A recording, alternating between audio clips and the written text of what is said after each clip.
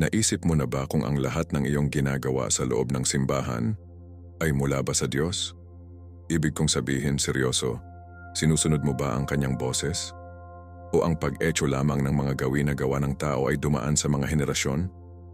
Paano kung sinabi ko sa iyo na ang ilan sa mga pinakabanal na mga bagay na ginagawa mo, mga bagay na nakakaramdam ng sagrado, iginagalang kahit na kinakailangan, wala kahit saan sa Biblia? Nakakagulat, di ba? Ngunit totoo ito. At ang mga kahihinatnan ay mas malalim kaysa sa iniisip mo. Sapagkat sa tuwing kumapit tayo sa tradisyon sa halip na katotohanan, lumulubog pa tayo mula sa totoong puso ng Diyos. At narito ang nakakatakot na bahagi. Ang ilan sa mga kasanayang ito ay maaaring hadlangan ang iyong pambihirang tagumpay, ang iyong pagpapagaling, ang iyong kapayapaan, ang iyong matalik na koneksyon kay Hesukristo. Ang video na ito ay wala rito sa mga simbahan ng bash o ituro ang mga daliri. Hindi. Narito upang buksan ang mga mata. Upang gabayan ka, tulad ng isang tunay na kaibigan, bumalik sa dalisay, makapangyarihan, walang bayad na salita ng Diyos. Sapagkat ang totoong pananampalataya ay hindi itinayo sa mga ritual o gawain. Itinayo ito sa katotohanan. At ngayon ilalantad namin ang fine sa mga gawi sa relihiyon na ginagawa ng mga tao sa loob ng mga simbahan. Oo, kahit na ang pinaka-tapat na walang ganap na pundasyong Biblia, maaari kang makaramdam ng hindi komportable. Maaari mo ring makilala ang isa o dalawa na nagawa mo ang iyong sarili. Ngunit kung mahal mo ang katotohanan, kung talagang nais mong maglakad sa ilaw ni Jesus, pagkatapos ay manatili ka sa akin hanggang sa huli. Dahil sa numero ng 5, ito ang halos walang tanong, at gayon paman hindi ito natagpuan sa banal na kasulatan. Kaya't hilingin ko sa iyo ngayon, handa ka na bang bitawan kung ano ang mga tunog na banal at bumalik sa kung ano ang tunay na banal? Kung ang iyong sagot ay oo, pagkatapos ay pindutin ang pindutan ng pag-subscribe na yon, kunin ang iyong Biblia at mas malalim. Ang paglalakbay na ito ay maaaring iling ang iyong pag-iisip, ngunit itatakda nito ang iyong pananampalataya. Magsimula tayo. Napatigil ka na ba upang tanungin ang iyong sarili? Ginagawa ba natin ito sapagkat inutusan ito ng Diyos? O dahil lamang sa kung ano ang ginagawa ng lahat? Ang tanong na iyon, kasing simple ng tunog, ay may kapangyarihan na iling ang mismong pundasyon ng iyong pananampalataya, lalo na kung ginugol mo ang iyong buong buhay sa loob ng isang simbahan. Sa maraming mga pamayanan, ang ilang mga kasanayan sa simbahan ay ginagamot tulad ng sila ay diretso sa labas ng Biblia. Ngunit sa sandaling binuksan natin ang mga banal na kasulatan, lumitaw ang isang nakakagulat na katotohanan. May mga ritual na hindi kailanman bahagi ng orihinal na tagubilin ng Diyos. Ngayon huwag itong baluktot. Hindi ito tungkol sa pag-atake sa mga simbahan o tradisyon. Ito ay tungkol sa pagguhit ng isang malinaw na linya sa pagitan ng mga kaugalian ng tao at mga banal na utos. Sapagkat ang pananampalataya, tunay, pananampalataya sa Biblia, ay hindi tungkol sa bulag na paulit-ulit kung ano ang itinuro sa atin. Ito ay tungkol sa paghanap ng katotohanan na nagpapalaya sa atin. Ang katotohanan ay natagpuan lamang sa salita ng Diyos. Kaya ang tunay na tanong ay, sinusundan mo ba si Hesukristo o sinusunod lamang ang karamihan? Narito ang isang bagay na hindi sasabihin sa iyo. Sa loob ng mga pader ng simbahan, ang mga bagay ay maaaring makaramdam ng espiritual ng hindi Biblia. At mapanganib iyon. May mga kasanayan na mukhang banal, ang tunog na banal, na kahit na banal. Ngunit kapag gaganapin hanggang sa ilaw ng banal na kasulatan, hindi sila kabilang. Ang Biblia ay ang aming tunay na autoridad at napuno ito ng mga tagubilin mula sa Diyos mismo. Gayunpaman, maraming mga naniniwala na hindi sinasadya na kumapit sa mga tradisyon na walang batayan sa Biblia. Nagbabala si Jesus tungkol dito sa Marcos 7:7 na nagsasabing, sinasamba nila ako ng walang kabuluhan. Ang kanilang mga turo ay mga panuntunan lamang ng tao. Ito ay isang chilling taludtod kapag iniisip mo ito. Walang kabuluhan ba tayo? Isipin ang pagdarasal ng buong puso, ngunit hindi sa paraan na tinanong ng Diyos. Isipin ang pagbuo ng iyong pananampalataya sa mga gawin na ipinasa mula sa mga tao, hindi mula kay Hesukristo. Iyon ay hindi lamang isang pagkakamali, espiritual, na peligro iyon. Kaibigan, kung ang iyong layunin ay upang lumakad ng mas malapit sa Diyos, kailangan mong maging handa na hamunin kahit na ang pinakasagradong gawain. Ang pananampalataya ay hindi lumalaki sa ginhawa, ngunit sa pagwawasto. At ang pagwawasto ay nagmula sa Biblia, hindi tradisyon. Sa mga simbahan ngayon, mayroong isang banayad na paglilipat na nangyayari. Ang mga kaugalian ng tao ay pinapalitan, ang banal na pagtuturo, at hindi ito napagtanto ng mga tao. Tinuruan tayo sa magaan na mga kandila, ulitin ang mga nakapa, memorized na panalangin, magsuot ng ilang mga simbolo, lahat na may pag-asa na mapapalapit tayo sa Diyos. Ngunit wala sa mga bagay na ito ang namodelo ni Jesus o itinuro ng mga apostol. At gayon paman ginagawa namin sila linggo-linggo. Bakit? Dahil ipinapalagay namin na kung ano ang karaniwan ay tama din. Ngunit sa mga bagay na espiritual, ang katanyagan ay hindi patunay ng katotohanan. Tanging ang salita ng Diyos, ang nabubuhay paghinga ng banal na kasulatan, may hawak na autoridad. Ang layunin ng mensaheng ito ay hindi upang mapunit ang mga simbahan o ipahiya ang mga nagsasagawa ng mga bagay na ito. Hindi naman. Ang puso sa likod ng pagtuturo na ito ay upang gabayan ang bawat mananampalataya, kasama ka, bumalik sa mapagkukunan ng totoong katotohanan, ang Biblia, sapagkat ito ay kapag naninindigan tayo sa salita na ang ating pananampalataya ay hindi matitinag. Kung mahal mo ang Diyos, may utang ka sa iyong sarili na magtanong, ginagawa ko ba talaga ang hiniling niya sa akin? Nilinaw ito ni Hesukristo sa Juan 8:31-32. Kung hawak mo ang aking pagtuturo, ikaw talaga ang aking mga alagad. Kung gayon malalaman mo ang katotohanan at ang katotohanan ay magpapalaya sa iyo. Hindi ito tungkol sa paghuhusga. Ito ay tungkol sa kalayaan. Ang kalayaan na darating kapag umalis tayo sa tradisyon at sa katotohanan. Ang uri ng katotohanan na hindi nagmula sa tao, ngunit mula sa tinig ng Diyos mismo. Kaya ngayon pupunta tayo sa 5 kasanayan sa simbahan na maraming naniniwala na sagrado, ngunit wala na itong matatagpuan sa Biblia.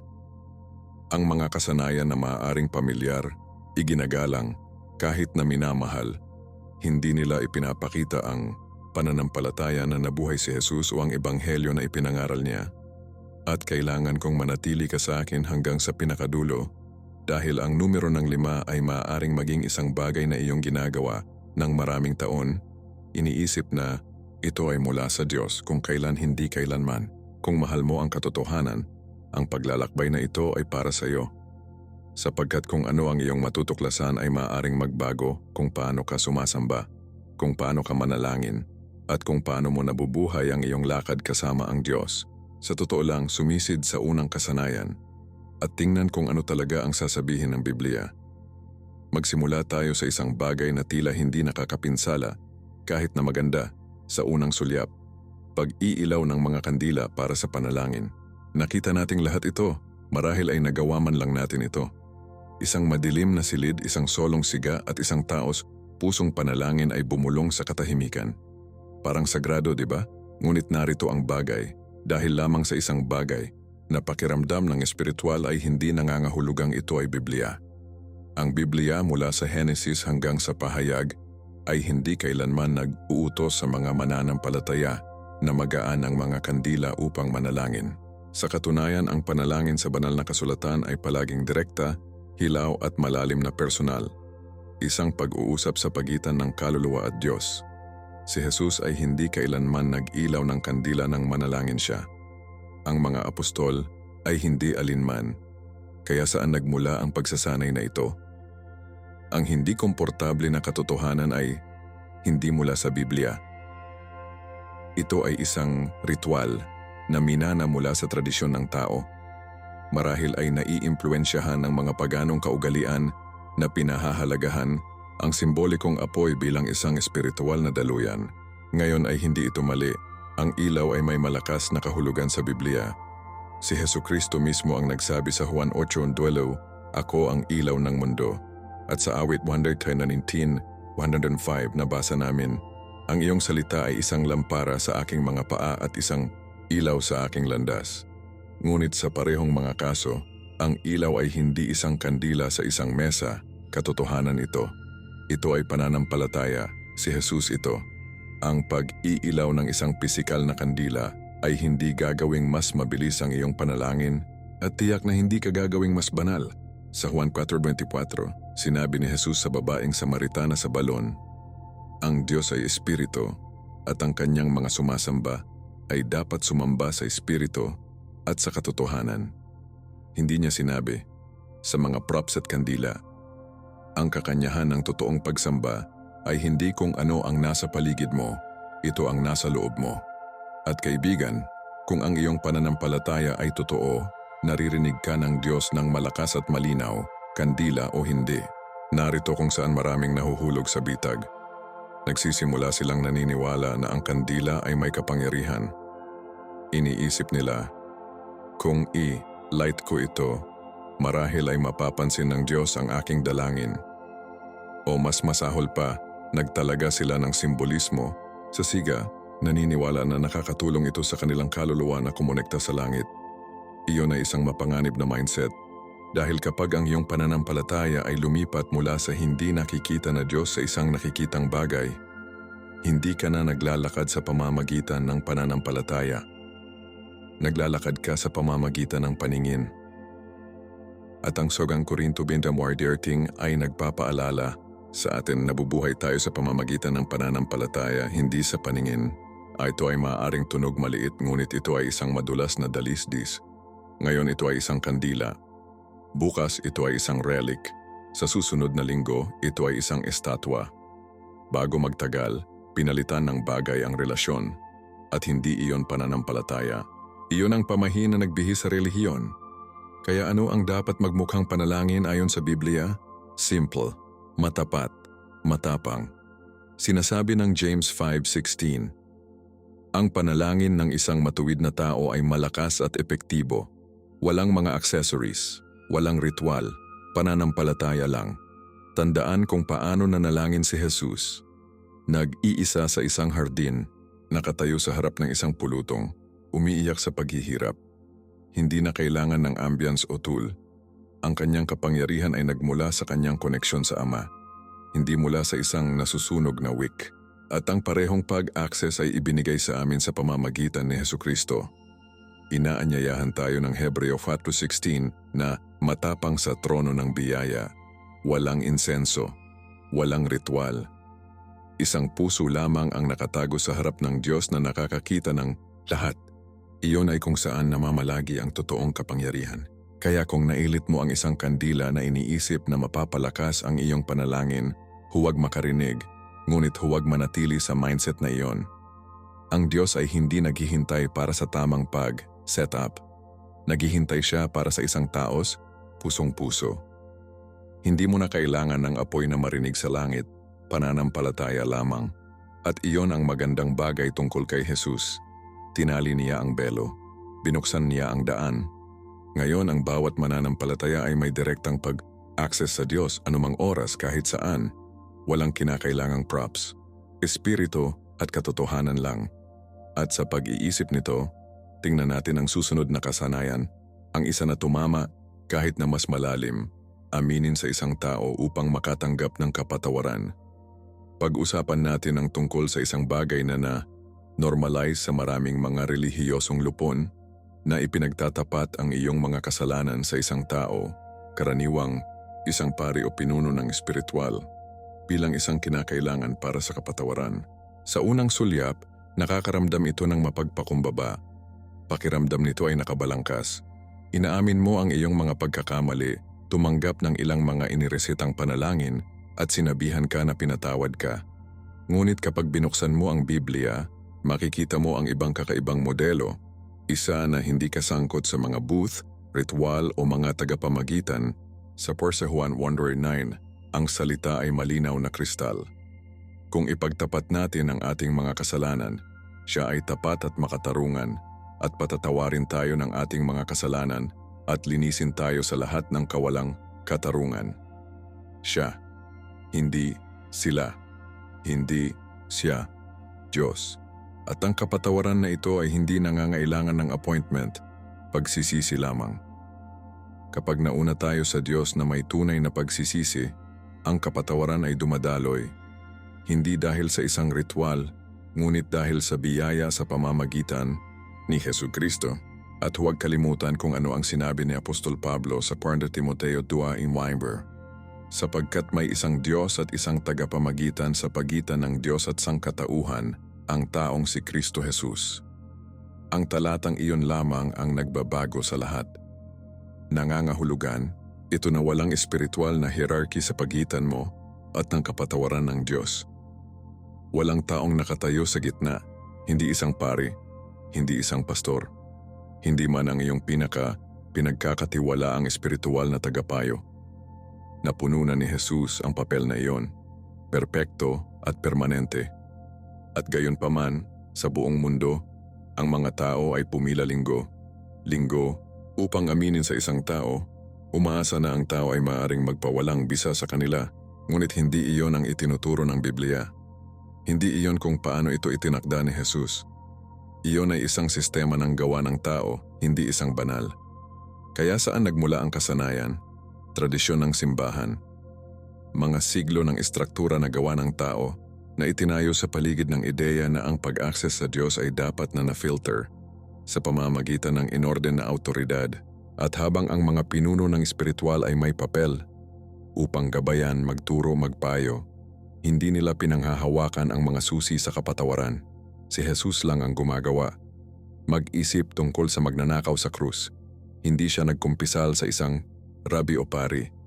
Tumingin siya kay Jesus at sinabing, "Alalahanin mo ako kapag pumasok ka sa iyong kaharian." At ano ang sumagot kay Jesus? "Ngayon ay makakasama mo ako sa paraiso." Walang ritual, walang tagapamagitan ng tao. Pagsisisi lamang at agarang biyaya. Iyon ang ebanghelyo. Iyon ang puso ng Diyos. Ngayon, hindi ito sasabihin na hindi tayo dapat makipag-usap sa iba tungkol sa ating mga pakikibaka. Sinasabi ng James 5:16, "Kumpisal ang iyong mga kasalanan sa isa't isa at manalangin para sa bawat isa upang ikaw ay gumaling. Ngunit pansinin ang pagkakaiba. Ang layunin ay pagpapagaling, pananagutan at suporta. Hindi pagpapatawad. Walang tao sa mundo na maaaring puksain ang kasalanan. Ang teritoryo ng Diyos lamang. At binayaran ni Jesucristo ang tunay na presyo upang maging posible ang direktang koneksyon. Kapag umaasa tayo sa mga ritual ng tao na makaramdam ng pagpapatawad, napalampas natin ang kagandahan at pagiging simple ng krus. Hindi kami nai-save ng seremonya, nai-save kami ng dugo. At ang dugo na iyon ay mas malakas na nagsasalita kaysa sa anumang pagtatapat sa tao. Kaya kung nagdadala ka ng pagkakasala, iniisip na kailangan mong makipag-usap sa ibang tao bago kapatatawarin ng Diyos. Kaibigan, pakinggan ito, hindi ka pumunta kay Jesus. Ihiga ito sa paanan niya. Umiyak mula sa iyong kaluluwa. At tiwala na ang kanyang kapatawaran ay hindi lamang magagamit. Naghihintay na. Hindi ka nakagapos ng isang booth. Hindi ka nakasalalay sa isang pamagat. Mayroon kang access sa trono ng biyaya dahil kay Jesus at si Jesus lamang. At iyon ang humahantong sa atin sa isang kasanayan na mas mapanganib, ang isa na nagiging mga pagpapala sa negosyo. Pag-usapan natin ang pagbili ng pabor ng Diyos sa pamamagitan ng mga handog. Ngayon tayo ay pumapasok sa mas malalakas na teritoryo, isang kasanayan na hindi maglakas, loob na magtanong, nagbibigay ng pera upang makatanggap ng mga pagpapala mula sa Diyos. Pamilyar? Sa ilang mga simbahan ngayon maririnig mo ang mga parirala tulad ng "Sow this seed at panoorin ang iyong himala na dumating." O "Mas malaki ang alay, mas malaki ang iyong pagpapala." Ito ay nakabalot bilang pananampalataya, ngunit sa pangunahing ito ay espiritual na pagmamanipula. Ang totoo, itinuturo ng Biblia ang pagbibigay, ganap. Ngunit hindi ito nagtuturo sa pagbili ng banal na pabor. Sa mga gawa, Acts 18:20, nakikita namin ang isang tao na nagngangalang Simon na sorcerer, na nagsisikap na bilhin ang kapangyarihan ng banal na espiritu, at sinaway siya ni Peter. "Nawa ang iyong pera ay mapahamak sa iyo dahil naisip mo na mabibili mo ang regalo ng Diyos ng pera." Kung sinabi ni Peter na ngayon sa ilang mga simbahan, marahil ay masipa siya. Ngunit malinaw ang mensahe, ang mga regalo ng Diyos ay hindi ibinebenta. Narito kung saan mapanganib ang mga bagay kapag ang mga tao ay desperado. Ang isang may sakit na bata, isang nawawalang trabaho, isang sirang bahay, Sa mga sandaling tulad nito, mahina ang mga tao at sa halip na maakay upang manalangin, magtiwala at tumayo sa pananampalataya, sinabihan silang magbigay ng pera bilang isang patunay ng paniniwala. Ito ay nagiging pag-asa sa isang transaksyon. Inilipat nito ang focus mula kay Hesukristo, ang nagbibigay ng bawat mabuting bagay, sa sobre ang alay, ang account sa bangko. At kapag hindi dumating ang himala, ano ang mangyayari? Pagkakasala, nakakahiya, pagkalito. Iniisip ng mga tao na ang kanilang alok ay hindi sapat o mas masahol pa, na ang kanilang pananampalataya ay hindi sapat. Ngunit hindi ito ang ebanghelyo, hindi ito ang itinuro ni Jesus. At kung wala ito sa Biblia, bakit natin ito tinatawag na banal? Sa mga taga 1 Corinto 9:7, isinulat ni Pablo, ang bawat isa sa inyo ay dapat ibigay kung ano ang napagpasyahan mo sa iyong puso na ibigay, hindi nag-atubili o sa ilalim ng pagpilit, sapagkat ang Diyos ay nagmamahal sa isang masaya ng nagbibigay. Pansinin ang tono, walang presyon, walang pagmamanipula, walang maling mga pangako ng gantimpala, nagbibigay lamang mula sa isang masayang puso dahil mahal natin ang Diyos, hindi dahil sinusubukan nating suhol siya.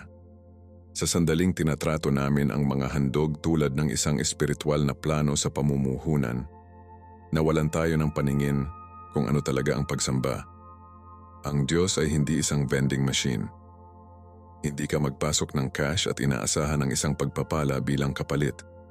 Siya ay isang ama, isang hari, at isang tagapagligtas. At ang kanyang mga pagpapala ay dumadaloy mula sa biyaya, hindi pagbabayad. Alalahanin natin, pinuri ni Jesus ang byuda na nagbigay ng 2 maliit na barya, hindi dahil sa halaga, ngunit dahil sa puso sa likod nito.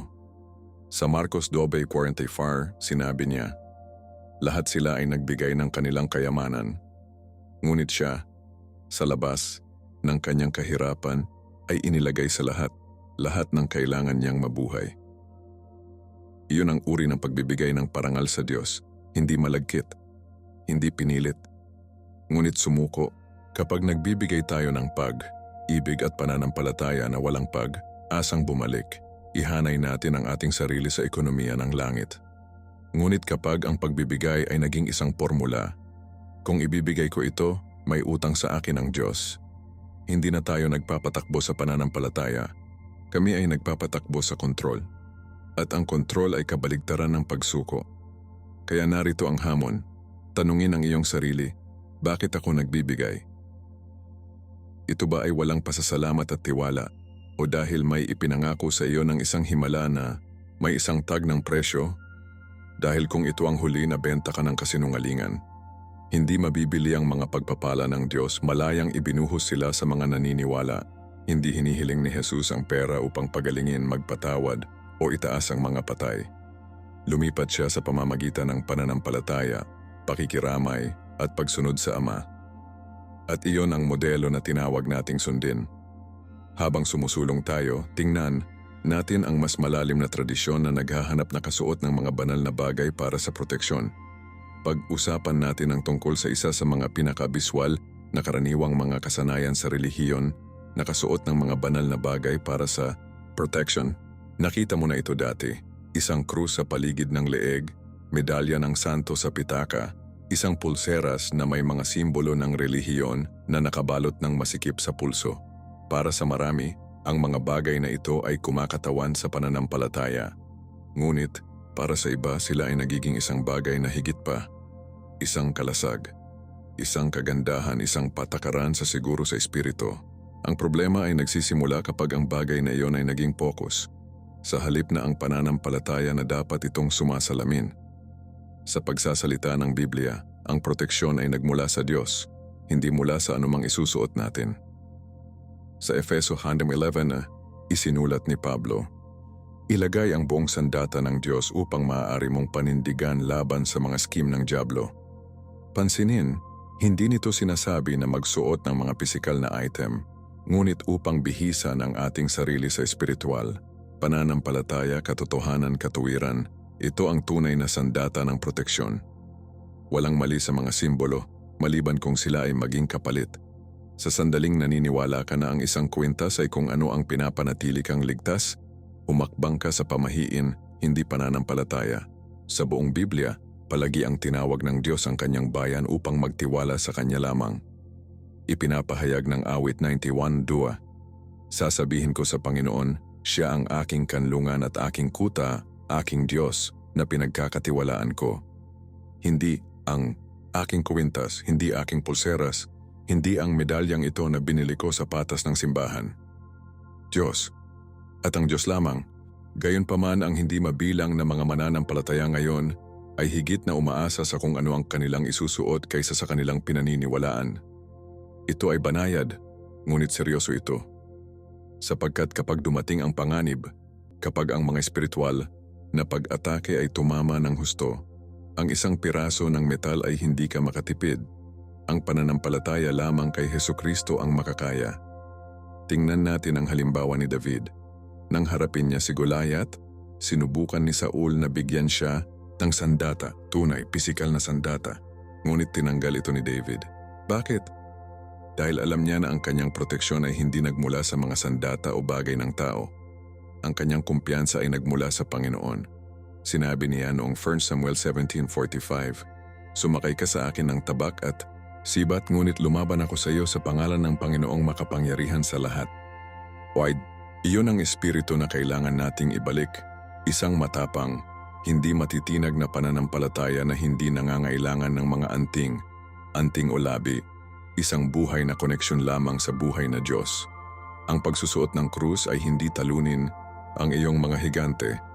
Ngunit ang pagtitiwala sa kapangyarihan ni Jesus ay, at ano ang tungkol sa mga apostol? Si Peter, Paul o John ay nagsabi ba ng mga bagong mananampalataya na magsuot ng isang bagay upang manatiling ligtas? Hindi. Itinuro nila sa kanila na manalangin, mag-ayuno, pag-aralan ng salita at maglakad sa espiritu. Iyon ang sandata ng Diyos. Iyon ay kung paano tayo tumayo ng malakas. Nakalulungkot, ang kultura ngayon ay nahuhumaling sa nakikita. Gusto namin ng isang bagay na maaari nating hawakan, isang bagay na maipakita natin. Ngunit ang totoong pananampalataya ay hindi nakikita. Ang Hebreo 11:1 ay nagpapaalala sa atin. Ngayon ang pananampalataya ay tiwala sa inaasahan natin at katiyakan tungkol sa hindi natin nakikita. Hindi ito sa iyong pulso, nasa puso mo ito. At kung wala ito sa iyong puso, walang bagay na maaaring pekeng ito. Kaya narito ang tanong, pinarangalan ba natin ang Diyos sa ating mga simbolo o pinapalitan siya? Ito ay nagkakahalaga ng pagmuni, sapagkat sa pagtatapos ng araw, isang bagay lamang ang tunay na nagpoprotekta sa atin, ang pagkakaroon ng Diyos. Kapag ang iyong puso ay nakahanay sa Kanya, kapag ang iyong buhay ay nakaangkla sa Kanyang salita, ikaw ay hindi matitinag sa espiritual, kasama o walang isang bagay sa iyo. At iyon ang nagdadala sa amin sa aming pangwakas na kasanayan isa na maaring sorpresa sa iyo. Pag-obserba ng mga banal na araw na ginawa ng tao na walang pundasyon sa banal na kasulatan. Hayaan natin ngayon ang isang bagay na malalim na naka-embed sa kultura ng simbahan, ang pag-obserba ng mga pista opisyal sa relihiyon na medyo lantaran, ay walang pundasyon sa Biblia. Mula sa Holy Weeks hanggang sa tiyak na pagdiriwang ng santo, ang mga tao ay nagtitipon sa paggalang, magaan na kandila, magbihis, magmarcha sa mga prosesyon, lahat bilang paggalang sa mga petsa na hindi itinatag ng Diyos. At habang ang hangarin ay maaaring makaramdam ng espiritual, kailangan nating tanungin ang ating sarili. Sinusunod ba natin ang banal na kasulatan o tradisyon? Sa Levitico at sa buong bagong tipan, malinaw na tinukoy ng Diyos ang kanyang itinalagang kapistahan. Ngunit, marami sa mga tinatawag na holy days ay mga gawa ng tao. Nilikha ang mga henerasyon pagkatapos na isulat ang Biblia. Tinalakay ni Jesus ang head-on na ito sa Marcos 7:7 na nagsasabing, sinasamba nila ako ng walang kabuluhan. Ang kanilang mga turo ay mga panuntunan lamang ng tao. Makapangyarihang mga salita. At malalim na hindi komportable kung tayo ay matapat. Ang problema ay hindi pagdiriwang mismo. Hinihikayat ng Biblia ang mga masayang pagtitipon, purihin at pagsamba. Ang problema ay kapag pinalitan ng tradisyon ang katotohanan, Kapag ang mga tao ay nagsisimulang maniwala na ang ilang mga araw ay mas banal kaysa sa iba, dahil lamang sa sinasabi ng isang kalendaryo ng simbahan, hindi dahil sinabi ng Diyos. Ang Roma 13 Wimba ay nagpapaalala sa amin. Ang isang tao ay isinasaalang alang ang isang araw na mas sagrado kaysa sa isa pa.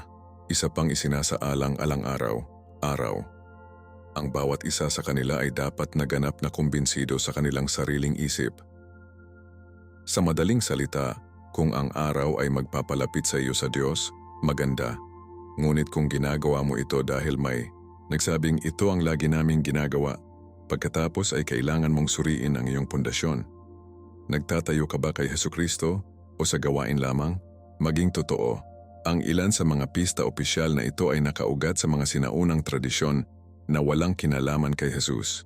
Ang ilan ay konektado kahit na sa mga pre-Christian festival, naripak na may mga tema sa relihiyon sa paglipas ng panahon. Ngunit ang Biblia ay hindi kailanman nagtuturo sa atin na parangalan ang Diyos sa pamamagitan ng hiniram na mga ritual. Sa halip, tinawag tayo nito na sumamba sa espiritu at sa katotohanan. Juan 1:24. Nangangahulugan ito ng pagiging tunay. Nangangahulugan ito ng pagkakahanay sa banal na kasulatan. Kung hindi ito napansin ni Jesus, kung hindi ito binanggit ng mga apostol, kailangan nating tanungin, bakit natin ito ginagawa?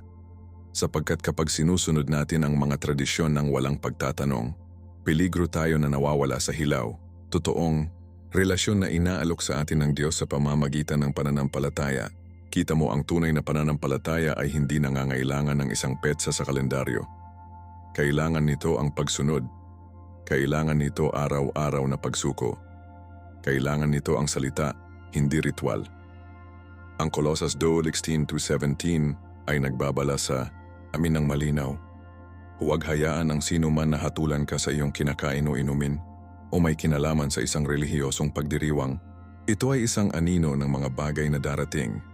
Ang katotohanan gayunpaman ay matatagpuan kay Kristo. Ang talatang iyon ay dapat magtakda sa amin ng libre. Libre mula sa presyon ng tradisyon. Libre mula sa mga walang laman na ritual. At ang pinakamahalaga, malayang mag-focus sa kung ano ang mahalaga, si Hesukristo, ang anak ng Diyos, na nagbigay sa amin ng pag-access sa Ama sa pamamagitan ng pananampalataya, hindi sa pamamagitan ng pagdiriwang. Kaya narito ang tanong para sa ating lahat. Ipinagdiriwang ba natin ang mga petsa o ang banal? Sinusundan ba natin ang tradisyon dahil ito ay katotohanan o dahil hindi pa natin ito pinag-uusapan? Kaibigan, hindi kailangan ng Diyos ang ating mga kalendaryo. Gusto niya ang ating mga puso. Nais niya ang ating pananampalataya. Nais niya ang ating pagsunod sa kanyang salita. Kaya bago natin lagyan ng label ang isang araw bilang banal, buksan natin ang Biblia at tanungin, tinawag ba ito ng Diyos na banal o ang tao? Iyon ang isang katanungan na nagkakahalaga ng pagtatanong. At habang nakabalot tayo, bumalik tayo sa pangunahing mensahe na nakatali sa lahat ng ito. Isang paalala na ang tunay na pananampalataya ay itinayo sa banal na kasulatan, hindi sa tradisyon. Kaya ngayon na nakita mo ang katotohanan, ano ang gagawin mo dito?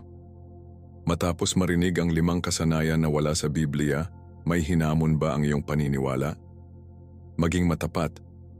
May ginagawa ka bang iniisip na nagmula ito sa Diyos? Lamang upang mapagtanto ngayon na hindi? Kung gayon, huwag kang mapahiya, pakiramdam ay nagising. Sapagkat ito ang iyong sandali upang muling itayo ang iyong pananampalataya, hindi sa tradisyon, ngunit sa matatag na pundasyon ng banal na kasulatan. At ang paglalakbay na iyon ay nagsisimula sa pamamagitan ng pagtatanong, ano pa ang tinanggap ko nang hindi sinuri ang Biblia para sa aking sarili? I drop ang isang puna sa ibaba at sabihin sa akin, alin sa 5 ito ang nagulat sa iyo at bakit? Gusto kong marinig ang iyong kwento. Bumuo tayo ng isang pamayanan ng mga mananampalataya na pinahahalagahan ng katotohanan sa ginhawa. At, hey, kung binuksan ng video na ito ang iyong mga mata kahit na kaunti, siguraduhing mag-subscribe ngayon at i-on ang kampanilya ng abiso, kaya hindi mo makaligtaan kung ano ang susunod. Marami kaming nakapak na katotohanan, mga video na may malalim na pananampalataya at ipinangako ko, ilalagay kanila sa lahat ng tamang paraan. Panoorin ang susunod na video na ito sa iyong screen. Nagpapakita ito ng isa pang nakakagulat na katotohanan na hindi pinag-uusapan ng modernong simbahan at tiwala sa akin kailangan mong marinig ito. Salamat sa paggastos sa oras na ito sa akin. Manatiling malakas, manatiling nakaugat sa salita at tulad ng dati, ito ay Marco at makikita kita sa susunod. Pagpalain ka ng Diyos.